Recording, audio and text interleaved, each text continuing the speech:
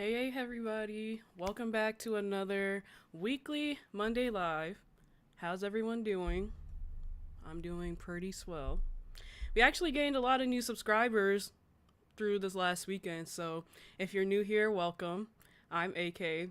Every Monday I do a live stream where we talk about pretty much gaming news, and we also do just a lot of just talking about games in general. So if you have a comment, make sure to leave it. I love to chat. I love to hear you guys' opinions as long as they are respectful because we do not do the disrespect here on the channel.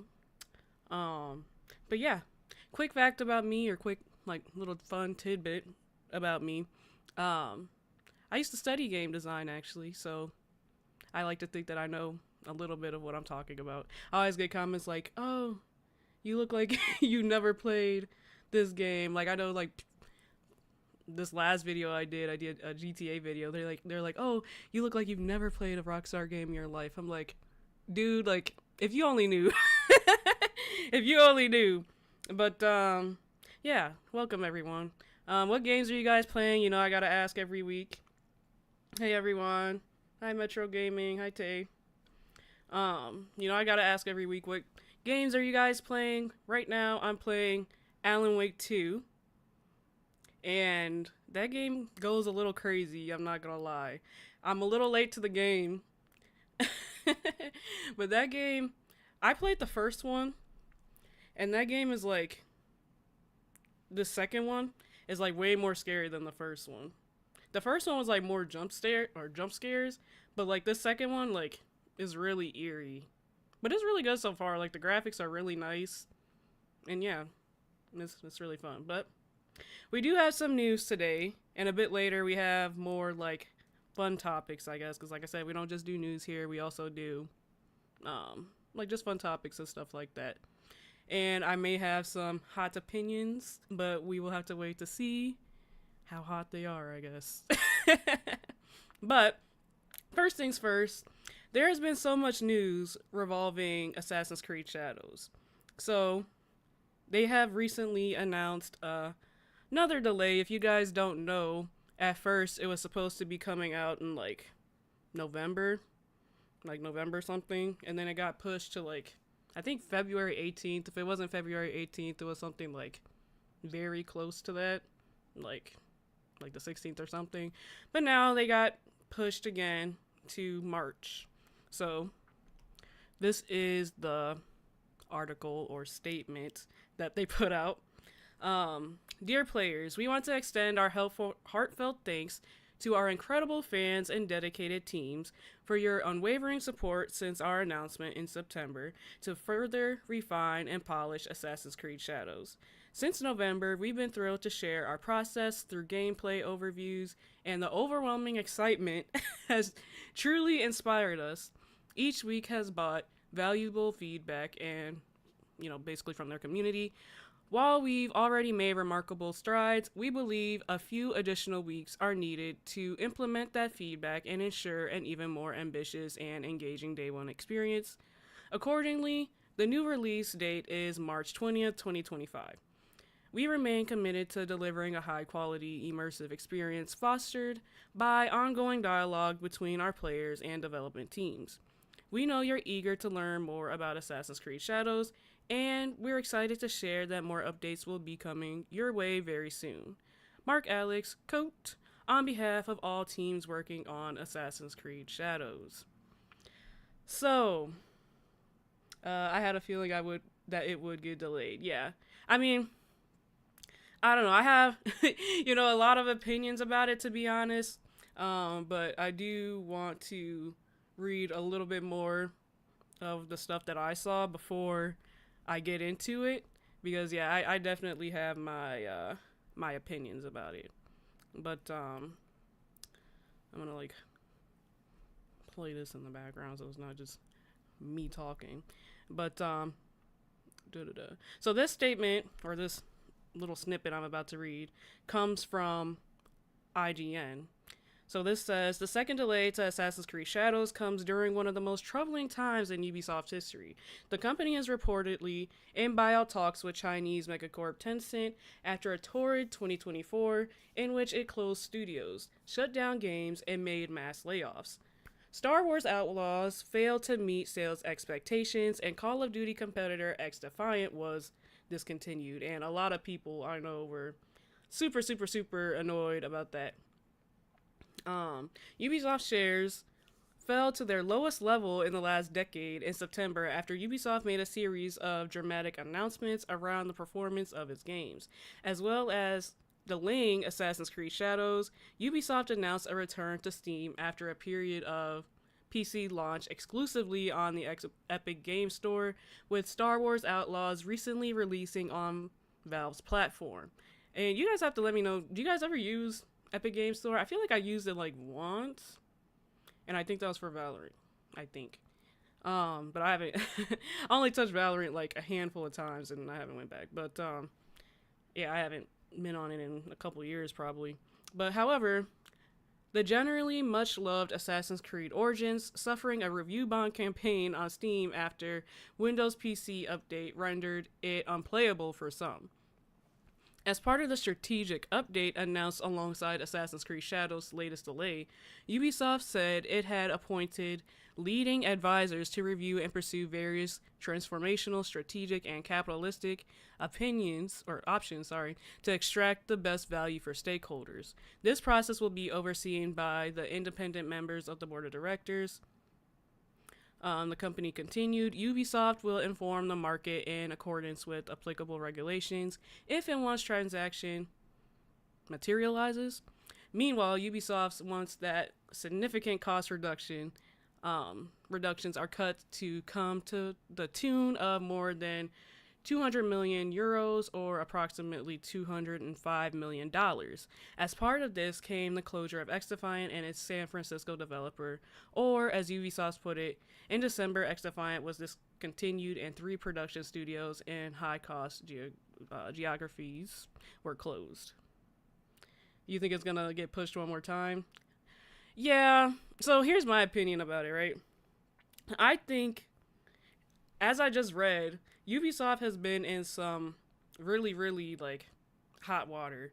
And if you're a fan of Ubisoft, like, you know, it has not been good. Like, I know, like, I was a really big fan of, what's it called, Far Cry? And I know this might be a hot take, but Far Cry, what was it, 4? With Pagan Min? Yeah, I think it was Far Cry 4. That was my favorite one. I really liked Far Cry 5, Far Cry 3, Legendary. But when Far Cry 6 came out, like... Oh, you're talking about the Epic Game Store? Yeah. When Far Cry 6 came out, like... I don't know what they were doing. If any of you guys were Far Cry 6 fans, let me know. Because I was like super excited for it. They got big like actors and stuff for it, and it was just so bad. I know they like changed a lot, but they like took out all the things that made Far Cry good. And I think I really liked the last ones that came out before that because of the story. And I think people were just getting like bored of the gameplay and stuff. But yeah, Far Cry 6 was not it. I didn't even finish it, to be honest. And then Assassin's Creed, I mean, everybody had their opinions about what's it called, Valhalla. Some people said that it was too long. Some people liked that it was that long. And there's always just been ups and downs about like Assassin's Creed. A lot of people want them to like go back to their roots, and I think that's what they're trying to do, especially like when they put out Assassin's Creed Mirage. Some people loved it, some people hate it, but I think that game was like pretty short, so I don't know if they were just like trying to what's it called, like negate what everybody was saying about Valhalla. I don't know, but it like with them pushing this just like a month back, like I don't know if you guys know, but a month in game time is like, or like game development time is like nothing at all. So like it makes me think like, what are they trying to work on in this like last little month? Like, do they not think it's good? They haven't really told us any reason. And like, you know, the little statement, you know, wait, hold on.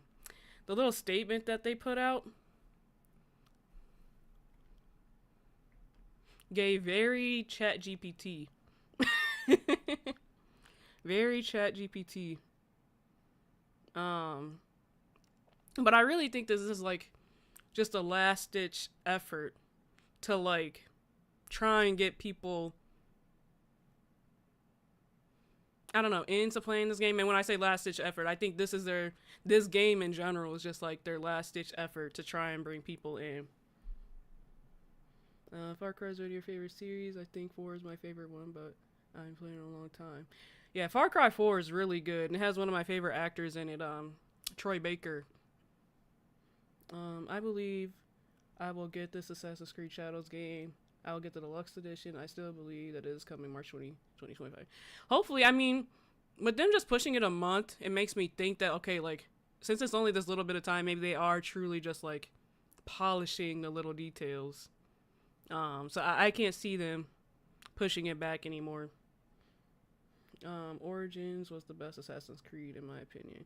I've heard a lot of people say that. A lot of people like Odyssey. That letter is very slippery. Yeah, you know, I heard a lot of people are saying that it just gives like robot, like I said, like Chat GPT. Like it's not like, it doesn't give like somebody's genuinely coming to us with like an apology, like, oh, we're sorry, we're going to fix specifically this, you know, like it's just giving, oh, this is what it is, like, sorry y'all. You know. Hey Mast, how's it going? Mast is a fellow friend of the channel, if y'all don't know. But yeah, I don't know. I don't know if it's looking good or not. I mean, the game still looks really good, but I do have like a little bit more of like a snippet with this game. So they actually leaked like a little piece of like a DLC that's going to be coming. So I was thinking maybe we could read just a little bit of that. They didn't like release any what's it called, like pictures or video or anything like that, but yeah, I'll just show you guys or read it to you guys. All right. So this says, another thing by IGN. Ubisoft has seemingly leaked the first expansion for the Japan set Assassin's Creed Shadows following its announcement of another delay. The game's Steam page was momentarily updated to include information on a 10-hour piece of downloadable content called Claws of Awaji. I think that's how it's pronounced. If not, I'm sorry. Which will add a whole new map to the open world game. Pre-purchase now to get bonus mission and upcoming Claws of Awaji expansion. The Steam page read, travel to a new region, get over 10 hours of additional content, and unlock a new weapon type, new skills, gears, and abilities. That being said, Ubisoft is ditching the Season Pass model for Assassin's Creed Shadows following major practice shakeups in the wake of Star Wars Outlaws underperforming, alongside scrapping the Season Pass, which would typically let players access 2 larger expansions for an additional 30 or so. Ubisoft is canceling plans to charge players more to play on launch day. It is therefore assumed DLC expansions such as Claws of Awaji will be made for all 3 players. So, I don't know. In my opinion, I think they're just trying to get people like hyped again. So like they announced this delay, but they're like, hey, but y'all, like, come look at this. You know, I don't know if it's still there, I have to check, but they make it seem like they just did like a little sneak peek for people who are like paying attention for real, you know. I just hope they make it the same. If you know, you know. I would be upset if they change that. I think I know what you're talking about. Yeah. I was really hoping they would not have pushed back the new Assassin's Creed. I want to make content on it. I feel ya. Yeah, I mean, to me it looks really good. But it's scaring me that they don't think it's good. And if they don't think it's good, then I don't think we're gonna think it's good. You know? And it's funny because they pretty much like already had the DLC set without even like releasing the game. And I mean, I'm sure to like some extent, like they're gonna have some ideas of what like the DLCs will be for the game, but I'm surprised that they already have it like this in motion. I don't know, but I'd love to hear what you guys think. I think it's all kind of like really interesting, really convenient, and I just can't wait to see like what actually happens when this game comes out, because there has been so much talk about this game, like so much talk about this game, and I'm kind of at the point like I just want to see it. There's been so much controversy. I just want to see it. I want to test the gameplay and see if it's actually worth the hype, you know? Because I keep hearing just like a bunch of different things about it. But it seems like a bunch of other people are really excited about this too. But yeah, that's pretty much all the news I have on Assassin's Creed Shadows. But I don't know. Hopefully we don't hear anything much else from them going forward, and we just get to this release date so we could play the dang game. Right? I've never seen this much controversy about one game. I'm saying. But I feel like when Ghost of Yoti comes out, or it gets close to coming out, I don't know if it'll be as big, because I'm pretty sure it's just a PlayStation exclusive. But I feel like it's going to have a lot of controversy too, especially comparing back to the first game. I think it's going to have a lot of controversy because it's not who like everybody wants to see in a game, if you know what I mean. But yeah. So, if you guys don't know, there was a conference that went on in Vegas called CES, which stands for Consumer Electronics Show. And they have some new gaming tech coming out, so I thought we'd check this like little video out together to see if there's any like big gaming tech coming out. And I saw a couple that looked like pretty interesting, so I thought we'd watch it together and see what we think.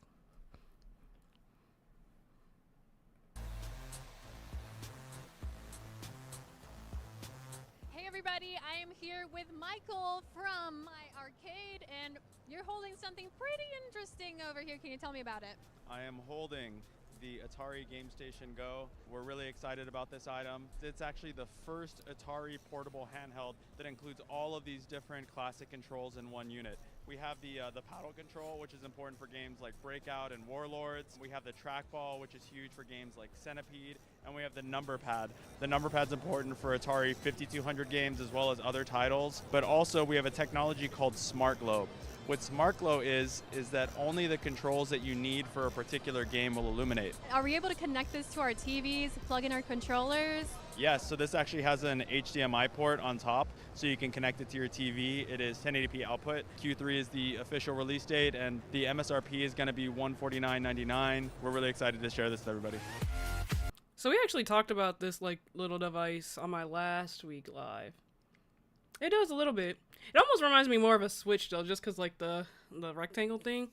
But I think this is like pretty cool because it's like official. I don't know if you guys been on like TikTok or like really, I'm sure you could see it on any social media, but they always come out with like those like knockoffs that are like, well, I don't know. I guess the ones I've seen have been under like $50, but I always see like those like knockoff ones that play just like retro games. So it's pretty cool to see that this is going to be coming, and it is almost like a Switch because you could hook it up to the TV and stuff, but I think you still have to play it like with this device in your hand. So it might be more like a Wii U or something. But I think it's pretty cool to be able to play like retro games, and Atari is one of the first like game consoles that has ever been out, so I think it's pretty cool. The number pad is interesting. I'm interested to see if it's gonna be in like any other games besides like the one specific one that was mentioned. Yeah, the Switch 2 kind of hybrid of both. Yeah, and I think it's coming out at a pretty good time too, because there's been like a lot of like handhelds that's been getting dropped recently or is in the makes.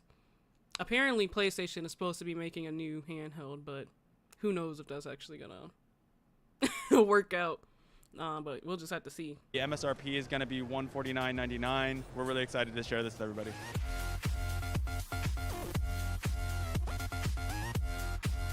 Hey everybody, I'm Ralph from X-Reel, and we are here in our gaming lounge at the X-Reel booth at CES, and we have here, for the first time ever, the X-Reel 1 Pro.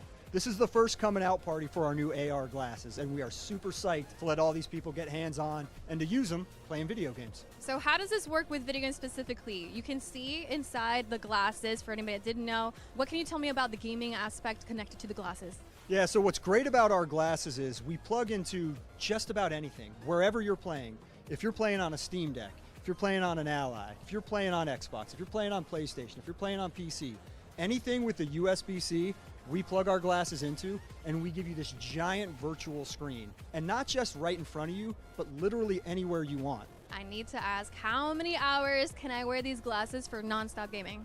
We're getting people clocking serious game time hours. We're seeing people wear the glasses and play for 4, 5, 6, 7, 8 hours. It's up to you. The good thing is we have blue light blocking, flicker free, 5-star eye comfort. We have all these certifications to say that the glasses aren't going to hurt your eyes. They're not going to strain your eyes. So we've got the X-Reel 1 series, which includes X-Reel 1 that just launched in December. It's available now on our website, xreel.com, and on Amazon. And then the X-Reel 1 Pro is available for pre-orders right now. The 1 Pro has an 11 millimeter thin flat prism optics package. It's a lot of words to say. It's a smaller package, but it gives you a much bigger screen. Sweet, I'm gonna have to get one of these soon maybe, we'll see. So I kind of was excited for this, but I mean, it just basically seems like I don't even know how to explain it. Like, it's just mirroring whatever you're playing for $500-$600. It's crazy.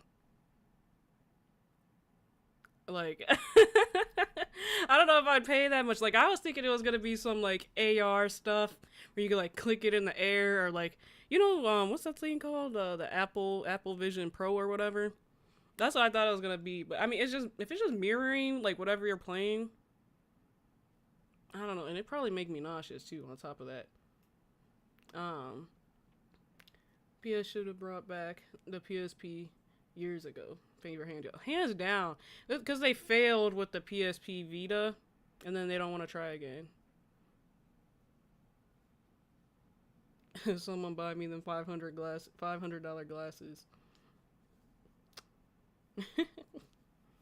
Yeah, I don't know. It almost seemed like they had potential for this one, but then they dropped it. Let me know what y'all think, cause I don't know. Master, seems like you like them though. I don't know how much I like them, to be honest, but Okay. Hey guys, I'm here with Zach from Stern Pinball, and I see some pretty sweet machines back here. Please tell me about them. Well, we got our brand new Dungeons and Dragons pinball machine. Have you ever battled a dragon before? No, but I'd like to. All right, be careful because this one blows pinballs at you, so you gotta be careful. So this is a very detailed custom D&D pinball machine, and I see a lot of details in there. I would love for you to give me a tour. Yes, so are y'all into Dungeons and Dragons? I've never been, but I'm interested to maybe learn about it. That's why I ask. starting on the left, you obviously have Wrath the Relentless, this dragon that will attack you. So when you hit it, his head's gonna move, it's gonna block shots. When you start multi-ball, it's gonna fire pinballs at you. You've got a shield that if you use this action button, the shield will pop up and block the balls from going down. With our Insider Connected platform, you can log in and it can save your progress. So you can play any of these games and carry over your progress. So it's not just a 3-ball game. When you play it, you can kind of continue your story. We've got an amazing cast of voiceovers. So we've got Kevin Smith, Michael Dorn is the dragon, you got Matt Mercer. I can keep going on and on. If I want to get one of these pinball machines, how can I get one and for how much? Sternpinball.com. They range from around $7,000 up to $13,000. Sweet. Can I try one? I won't That's even charge crazy. Let's go. Y'all. You were never into pinball machines. I'll play them, but like, that's only if it's there. And I'd probably only get one if I had like a game room that was like big enough to fit like 5 of them or something. But $13,000 is insane. I mean, I kind of get it. I think 13 is steep. Maybe like a couple thousand. But they probably want to like raise it up because realistically, like how many people are gonna buy it? They want to get their money back. Yeah, it's crazy.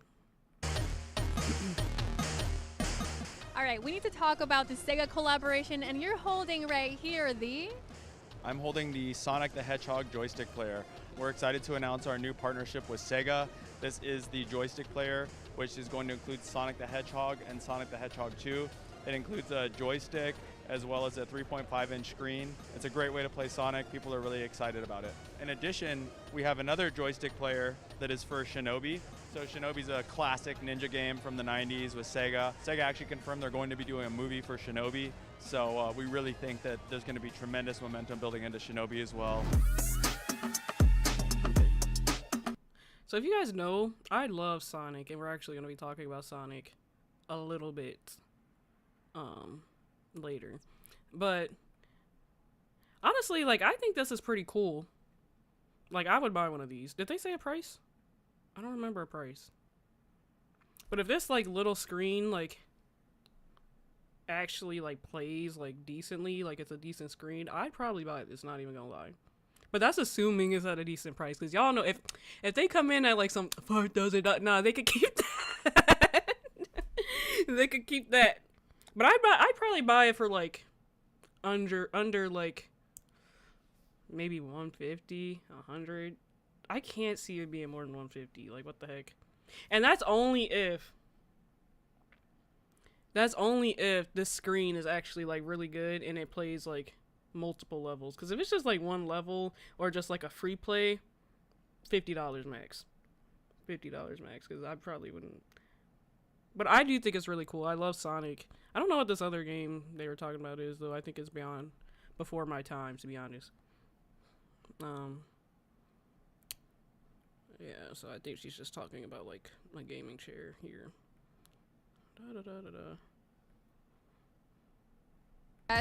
What? Wait, I think I can sleep here. I'm gonna take a quick power nap. I'll be right back, okay?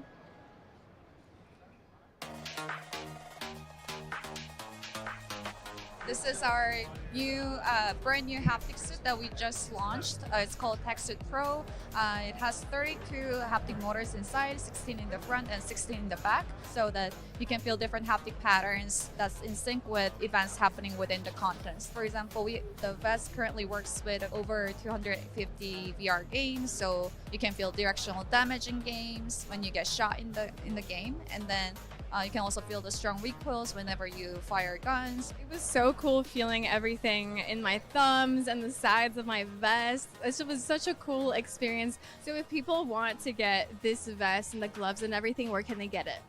So we sell from our own website, www.theathletics.com. We also have them available on Amazon. They all work individually, so you can get whatever you want. The vest is $499 US, and the gloves are $249. So you're telling me this whole body suit? I guess the gloves are separate or whatever. Wait, let me see something because I need to. Hold on. And we also have the recently announced new arm devices called Tech Sleeve. That one's $199 per pair. Okay, so yeah, I'm right.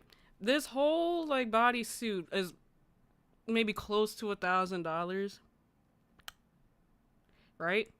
Why was the pinball machine $13? If you're telling me I could feel like getting shot by something in the game, all this stuff, right? Just for like maybe a little over $1,000. But the pinball machine was $13,000. Now I could see this being $13,000. That's the funny. I could see this being expensive. Ready Player One vibes. Yep. That looks like a bulletproof vest. Now this thing is actually pretty cool though. That's the thing. Like I could see this being like 10 grand or something. So it surprised me it's actually that cheap, because I was gonna say watch this be like $20,000. I just can't get over that pinball machine. Crazy. They added a few voiceovers to a pinball machine and want to charge that much. And the low end was $7,000. But anyways, yeah, this thing is really cool. I would love to try it. Yeah. individually, so you can get whatever you gloves are $249. And we also have the recently announced new arm devices called Text9 per pair.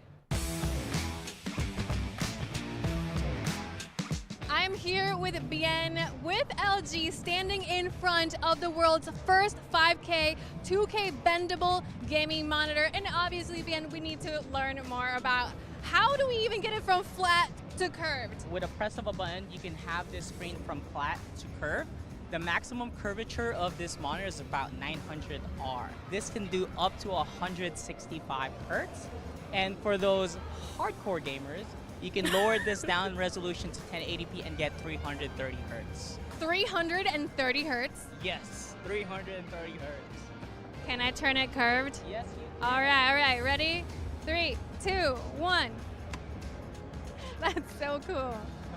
This is not a prototype, so it will be released this year. We just don't have the release date and we don't have the final pricing yet. So keep your eyes peeled for the world's first 5K, 2K bendable monitor by LG. Thank you so much, Bien. Oh, she's like screaming in my ear.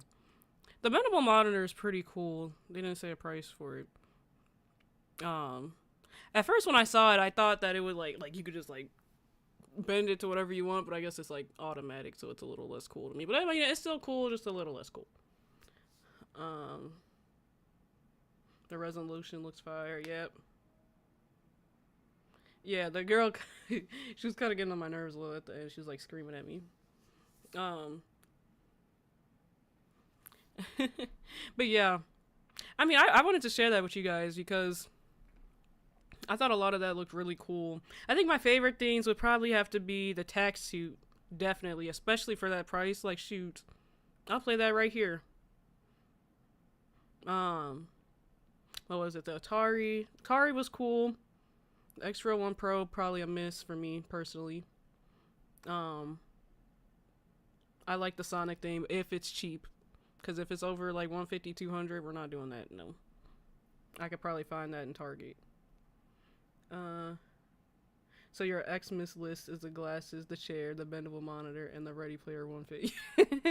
Imagine you wake up in Christmas, you got all of that. The vest is your favorite? Yeah. The vest is really cool, especially for that price. Especially for that price. Okay, so I guess the last like group of stuff I wanted to talk about. So recently I went to see the Sonic movie, and I was wondering how you guys feel about like video game like movie adaptations or like TV show adaptations. So I kind of wanted to like discuss that a little bit on here, like some that I really like and really hate, because they could be very, very like hit and miss. But if you don't know, like they are announcing like a new adaptation like every other week. I think the more recent ones I've seen is Horizon Zero Dawn and a Helldivers movie apparently they're making. I won't do any spoilers. This is just like a no spoilers review of a few things. But apparently a God of War one is in the making. Ghost of Tsushima, I always F up that name, I apologize. Hogwarts Legacy. And again, like I said, they're always hit and miss. And I'm always scared that like they're gonna ruin them, right? Because it's happened, and I'm gonna talk about a couple that they really messed up. Some games are like really easy to convert to movies. Like for instance, the Sonic one I think was really easy to convert. But in my opinion, the realistic like game looking ones, like God of War for instance, they are like so much harder to recreate. But there is some that I'll talk about that Tsushima. Yeah, I just for some reason in the moment when I'm talking about it, I always F it up. I don't know why. I don't know why. But yeah. So first I want to talk about Sonic, right? I've seen all of them minus the TV show, but the Sonic movies are like probably one of the few that I actually like from like game to movie that I actually enjoy. I'm not really sure what it is about it. And it's pretty much just him like going after like Dr. Robotnik for like the longest time. The newest one's a little different. I won't go too much into it. You want a live action DBZ? I'm sure a lot of people would like to see that. But one thing, a funny thing that I wanted to talk about with the Sonic movie. Did you guys, I don't know if you guys were like paying attention when they first came out and the Sonic character looked like this. Like this guy. Everybody was so mad that he looked like this, and like I guess the artist that like made it, he like got roasted and he like felt so bad and they turned it to this. But this one's way better. Like I don't know what this guy looks like. I can't even pinpoint it. He kind of looked like a Teletubby like on Ozempic or something. But I think they did their thing with this design. But yeah, I love the Sonic movies. Have I seen Mortal Kombat from 2021? I didn't, but I've heard a lot of bad stuff about it. Did you like it? Because I heard a lot of bad stuff about it. But I was thinking about, I should watch that one to put in like today's review.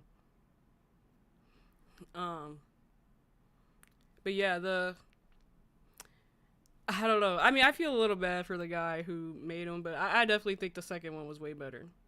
The next movie I want to talk about, and I know somebody that I know is watching this right now is gonna love me for what I'm about to do. But next one I want to talk about is the Mario movie. For the most part, I really liked it. There are some things that like threw me off though, like Mario not having an accent and like Chris Pratt playing him. So like the core of the story is like the same as the game pretty much. Like, you know, Bowser takes Peach, they go save Peach. But they did have some real world like elements to the game that was pretty cool. Like you could see Mario and Luigi working as like plumbers and stuff like that. Cause you know, the one thing that like really, the one thing that really bothers me, I should say, about like game adaptations to TV is the fact that like they never, well, I'm not gonna say never because sometimes they do, but when they veer away from the game too much, like it pisses me off. Like it makes me so mad. Yeah. But I'm just reading the comments, sorry. But it makes me so mad when they like change the like what makes the game the game. But this movie pretty much was accurate to the game. And I don't know if you guys remember this, but a pretty viral thing from the movie, and we're gonna watch a little snippet of this, was this song that they made.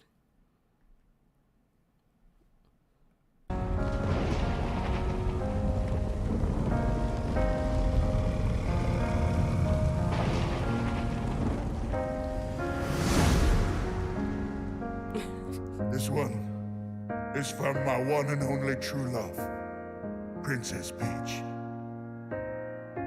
Peach, you're so cool. And with my star, we're gonna rule. Peach, understand, I'm gonna love you till the very end. Peaches, peaches, peaches, peaches, peaches, peaches, peaches, peaches, peaches, peaches. Ah, oh, yeah. Oh.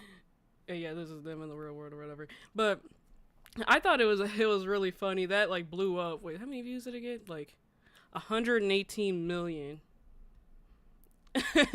Tay, you've never seen that clip before? Yeah, it went pretty viral. I think who sings that? Jack Black? I think Jack Black played Bowser. Jack Black played Bowser. So yeah, that was him singing. I think he also did like, and let me see if I can find it. We're definitely not gonna watch all this, but just to like show you guys.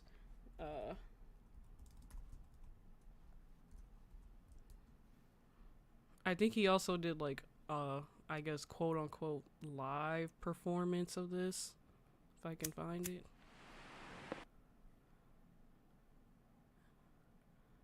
and he's dressed like crazy. Peach, you're so cool. And with my star, we're gonna rule. Peach, understand, I'm gonna love you till the very end. Peaches, peaches, peaches, peaches, peaches, peaches, peaches, peaches, peaches, peaches. Ah, oh, yeah. Ah. I just imagine him like in the studio making like crazy faces while singing this, because there's so much like affect, is that the word, in his voice. And I do sing a little, so I know you have to like make faces when you do certain voices and stuff like that. That head scream was crazy. He looked crazy. Yeah, but he is funny. Like he plays in a lot of like comedy movies and stuff like that. But yeah, and this one got 65 million views, so yeah, it went pretty viral. I think that was like probably one of the most memorable things in the Mario movie. So the last like one that I liked that I want to discuss is, oops, and I forgot to pull this one up, so let me, oh, you know, I got it, never mind. So yeah, the last one that I actually liked, as actually like a realistic game, I guess you could say, that was adapted, was the Last of Us TV show. Now, if you know this game, like, it is dramatic. So like for them to actually pull this off was a pretty big deal. And I'm just gonna like play a little bit in the background while I talk about it. But yeah, so like I said, I really have to admit that I like this show. They did, now I'm kind of contradicting myself just a eensy beatsy bit, just because they did veer away a little bit from the story. It was more so they expanded on like certain aspects that was left to like imagination in the game. For instance, the character Bill was just like a really small character in the game, right? But they made like a whole love story for him in the show.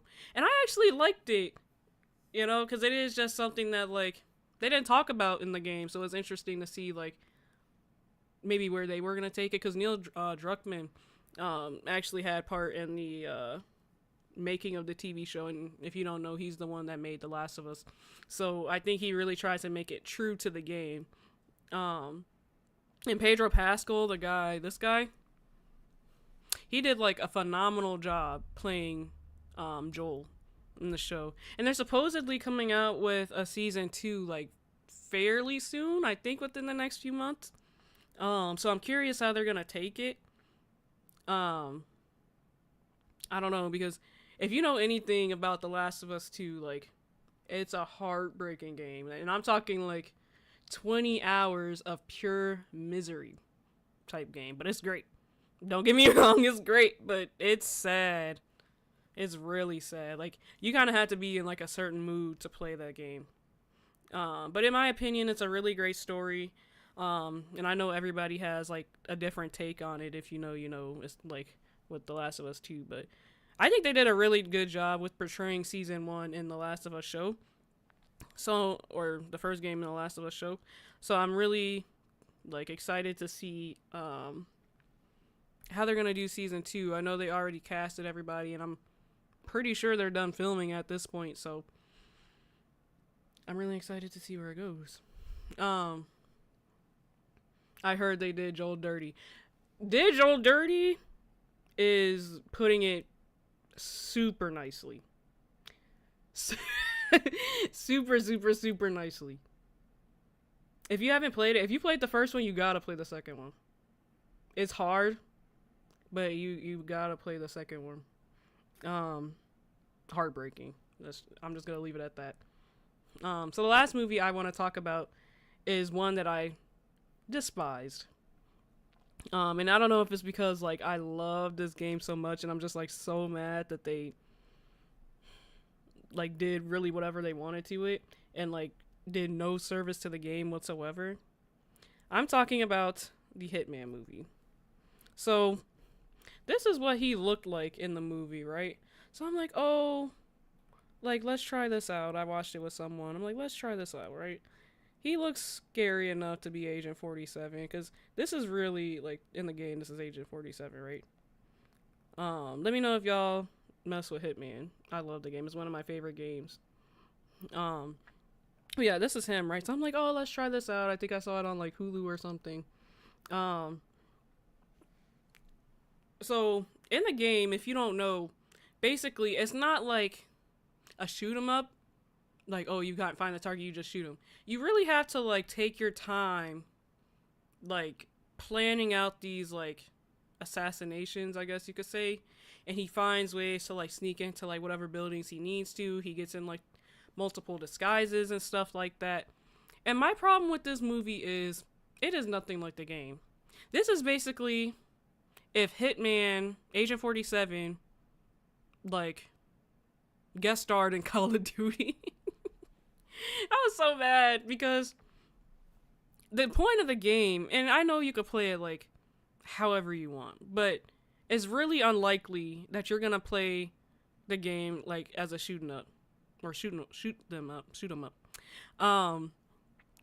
You're gonna like plan your like little things, but in the movie it's just a shooting up. You gotta really like plan the little details, like, okay, what costume are you gonna go in, right?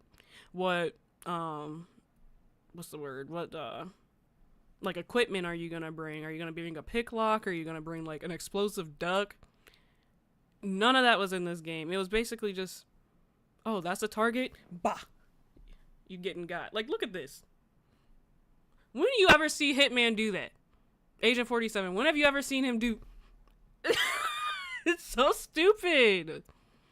It's so bad. And the plot wasn't even that good either.